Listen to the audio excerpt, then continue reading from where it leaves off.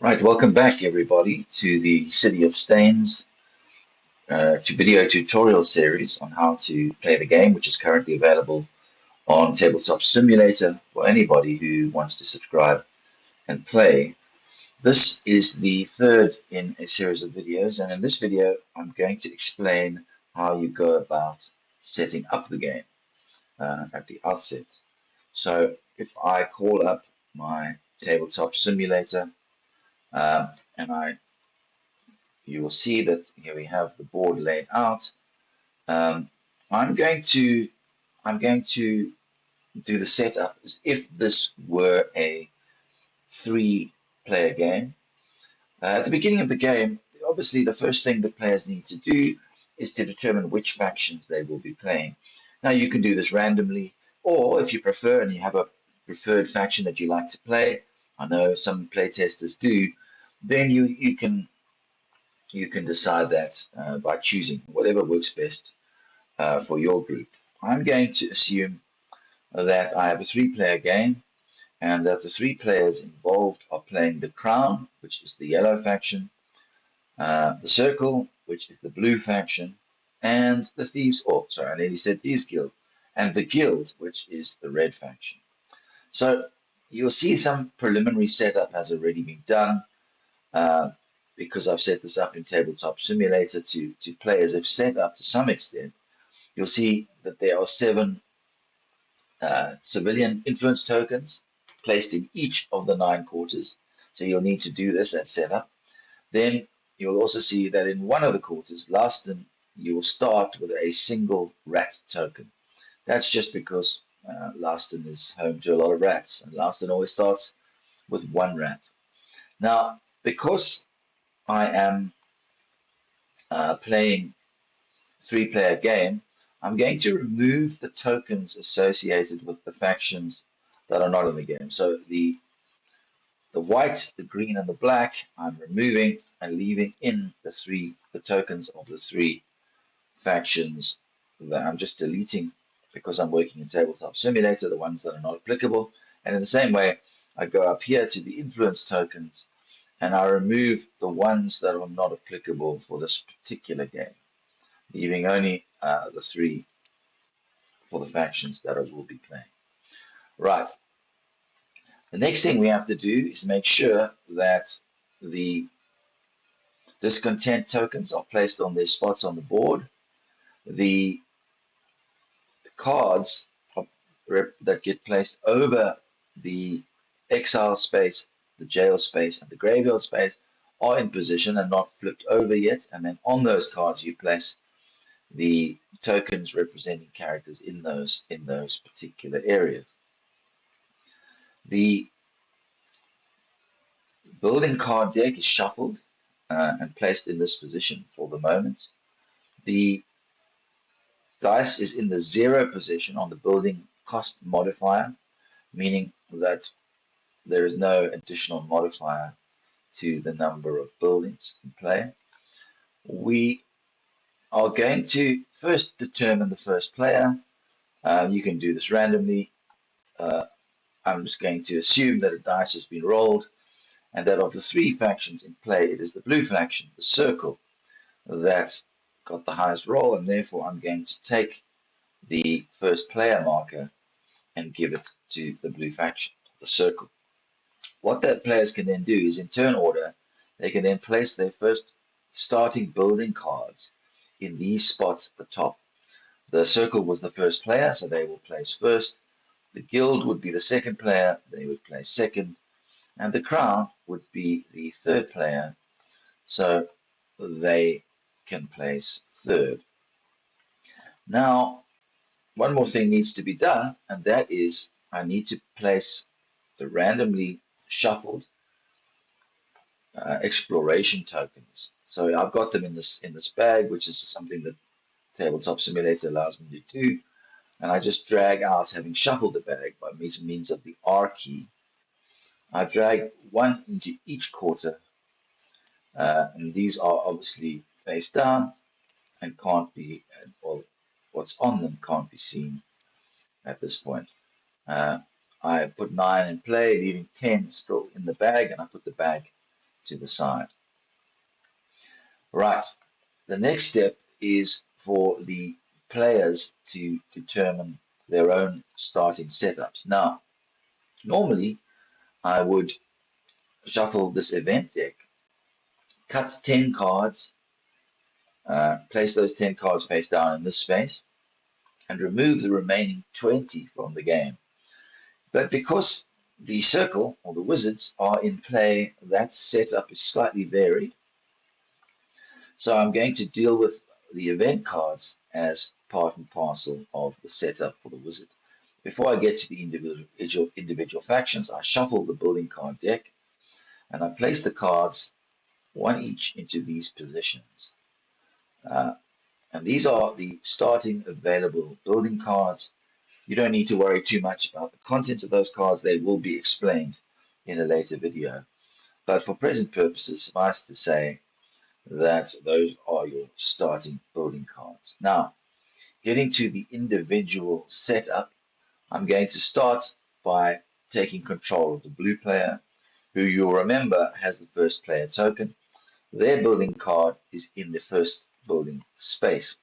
So to set up, the first thing that they do is take a number of coins depicted on the bottom left hand side of their boards. Now remember, a gold coin indicates 5, so what this board is telling me is that the wizard is entitled to 5 coins at the beginning of the game.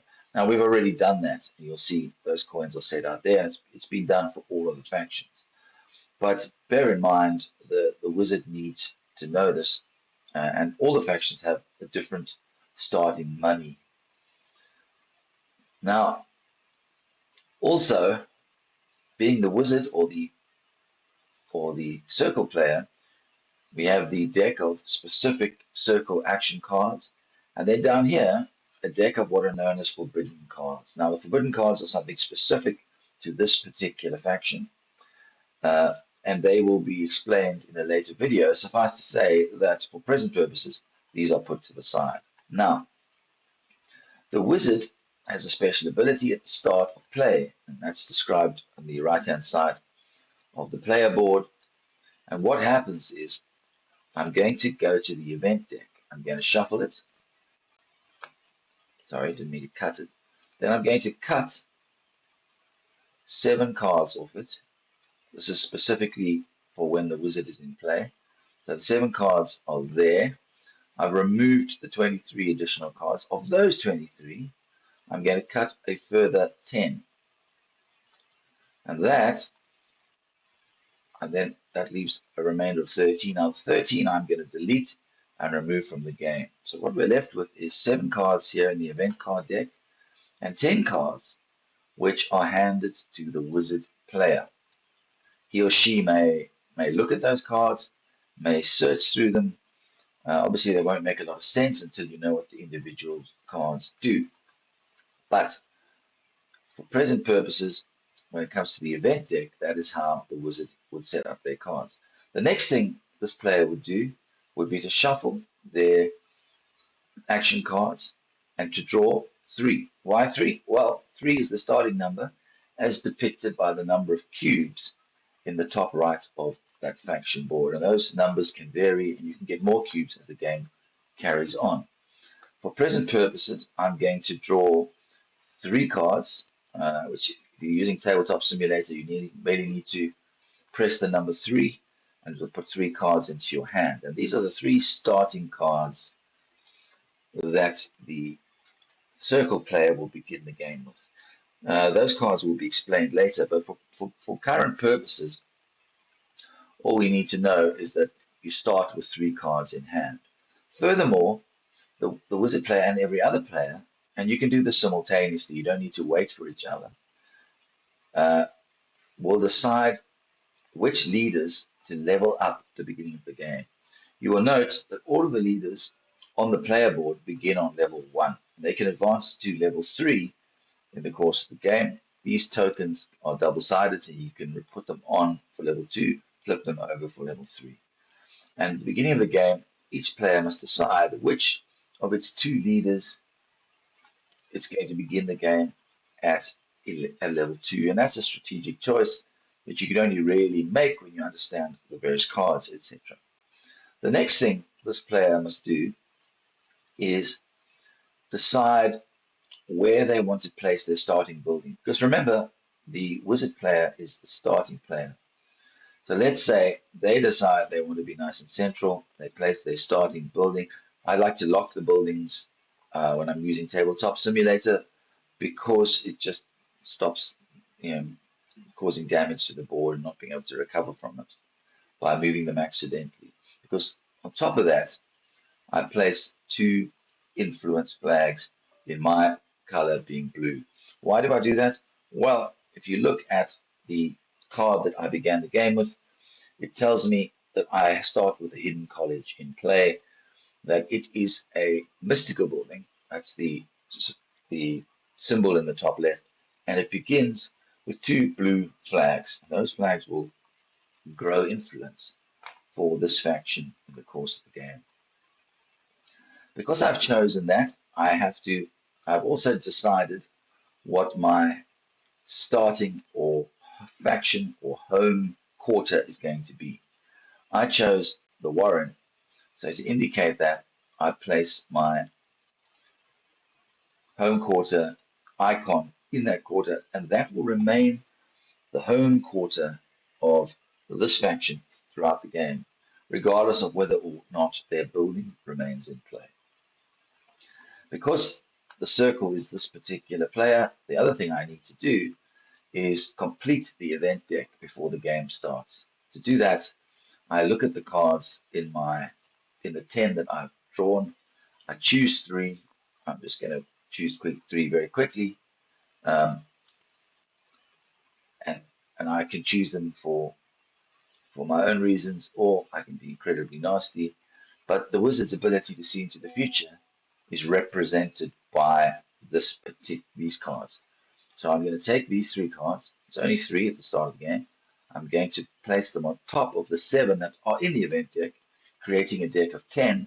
And then I'm going to shuffle, and that's going to be the starting event deck for this particular game. Seven cards that were randomized, and three that I've chosen from the 10 that I drew at the beginning of the game. So, for all intents and purposes, the circle player is now set up and ready to begin the game. Moving over to the second player, who would be the guild. Now, the guild will do something very similar. They will start by drawing three cards into their hand. Those three cards will then help them decide which of their leaders they are choosing to level up to level 2 at the beginning of the game. They will also choose a spot to place their starting building, which will become their home quarter. But as you see over here, the guild player has a specific power, and that is that at the beginning of the game, they're entitled to look at one of the exploration tokens. And that may affect their decision in terms of where they place their starting building. So let's say the guild player decides to look here in West Quarter. I press F, flip it over. And what this exploration token is telling me is if I were to successfully explore here, I would receive one treasure and 5 coins. Now, the guild is interested in money, so that might be a good place to begin. And then I make that decision, place my building. I'm going to lock it down. And if you look at the building in question, which is the guild house, there's slightly more information on this one. In the top left, we are told the guild house is a commercial building. There are 2 red flags for influence for the guild and a coin icon indicating that we'll also place a coin flag on this quarter and a rat icon indicating that we will place a rat in this quarter as well. So we will go here, I will drag my 2 red flags. I'm using copy and paste just to speed up the process. I will drag a coin flag, and I will go up here to the rat icon and drag a rat token into this quarter. I have, of course, now explaining it to you, forgotten one of the setup options that should take place before doing any of this, but I will get back to that afterwards, and I apologize. So we're busy setting up, and it looks like we are now set up for the guild player, except that I haven't placed my icon token on the quarter to indicate that this is my home quarter. Home quarters become important because it's only into your home quarters that you can place leaders from your faction board. The last player of the three is the crown. The crown goes through a very similar process. The crown, of course, has decree cards, but they're not relevant at setup. I will shuffle the crown's action card deck. I will draw 3 cards.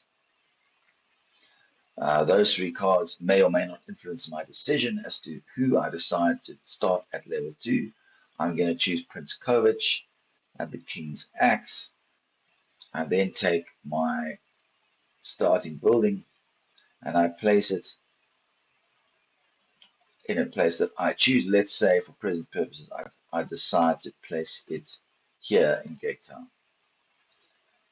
Now, obviously, the Crown isn't privy to a lot of the information that the other 2 factions have, in the sense that it hasn't looked at an exploration token and it hasn't any idea of what's lying in wait in the event deck. But nevertheless, the Crown decides to set up in Gate Town. The Crown starts with the Royal Palace, which is an administrative building with 2 yellow flags on it.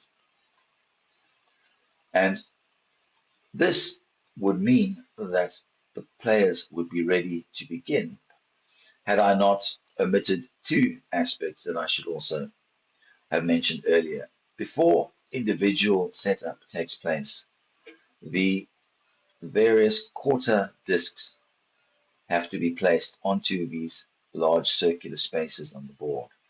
The most important one being this one, which is the victory action, which you need to travel to and activate in order to win the game once you have met the win requirements. This is placed in a random location. I'm just going to randomize it using the die. The result is 7, so I'm going to go to quarter number 7, which is in fact Gate Town, and I'm going to place that disc there. The rest of the discs are placed randomly. You would turn them face down or shuffle them and just place them into the various quarters. I'm going to assume randomness for present purposes and just place a number of them as if randomly. The important thing to note is that every quarter must get one of these discs placed in it. When you've done that, you will have all 9 spaces covered, as I'm doing now. See, I stupidly placed the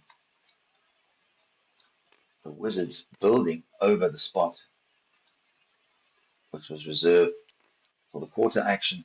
So I'm just going to shift its position.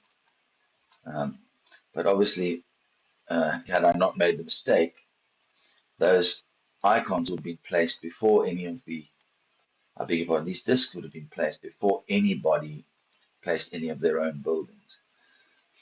The other thing, which is merely administrative, is at the start of the game, we play in a posture known as council.